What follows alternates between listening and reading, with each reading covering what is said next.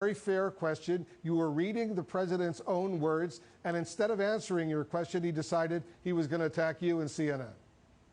Yeah, you know, Wolf, I've been covering President Trump for about 5 years now, going from the beginning of his campaign through now. And so often it is the president's own words that sometimes when they are thrown back at him seem to get under his skin. And it's simply because sometimes the president perhaps regrets what he said or thinks it's being twisted in a way or used against him. But ultimately, those are his words. And let me play you the words that I asked the president about. These are comments that he made on Friday when he was talking about governors of states needing to be more appreciative towards him and towards his administration. Listen. I think they should be appreciative because, you know what, when they're not appreciative to me, they're not appreciative to the Army Corps, they're not appreciative to FEMA. It's not right. These people are incredible. They're working 24 hours a day. Mike Pence, I don't think he sleeps anymore. These are people that should be appreciated. He calls all the governors. I tell him, I'm a different type of person. I say, Mike, don't call the governor of Washington. You're wasting your time with him. Don't call the woman in Michigan. Well, it doesn't make any difference what happens. The governor of Washington? No, you know what I say? If they don't treat you right, I don't call. And those words, if they don't treat you right, I don't call. Those were the very words that I asked the president about just a little bit ago. Listen. I'd also like to ask you about some comments you made on Friday. You were talking about governors of different states, and you said, I want them to be appreciative. You also said, if they don't treat you right, I don't call.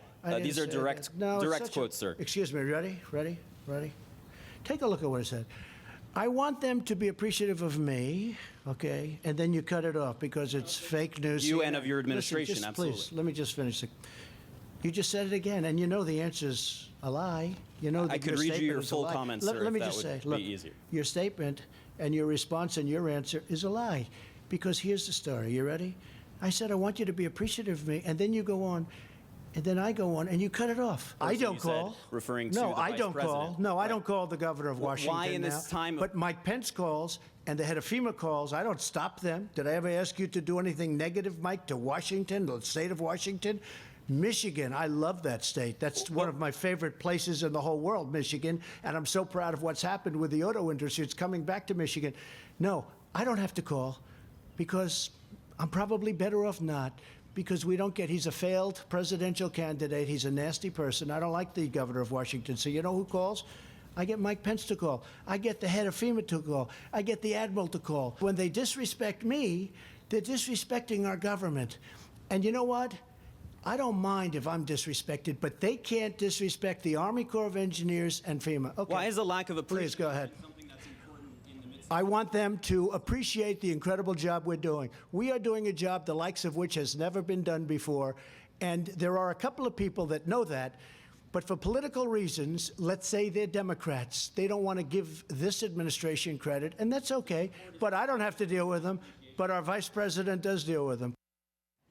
And you can hear at the end there, Wolf, it appears that the White House actually cut off my microphone so you weren't able to hear the sound. But I was just pressing the president once again about in a time of a public health crisis where we have seen in the past 2 days the number of deaths in the United States double to more than 2,000. And we are now looking at modeling that is talking about perhaps death tolls as high as 100,000, 200,000. Why the president requires appreciation, whether it's towards him or towards his administration, in order for these states to get what they need. And again, just on the point of what these states are actually talking about and the criticism that the president sees, these are states that are talking about not getting enough equipment from the federal government or feeling like they are bidding against other states and they need the federal government to come in and take control of the supply chain. At the same time, Wolf, we have seen the administration fulfill some of the requests of these governors, even those whom the president has criticized. The governor of Michigan, Gretchen Whitmer, a day after the president said to Mike Pence, don't call her, he referred to her as the woman in Michigan.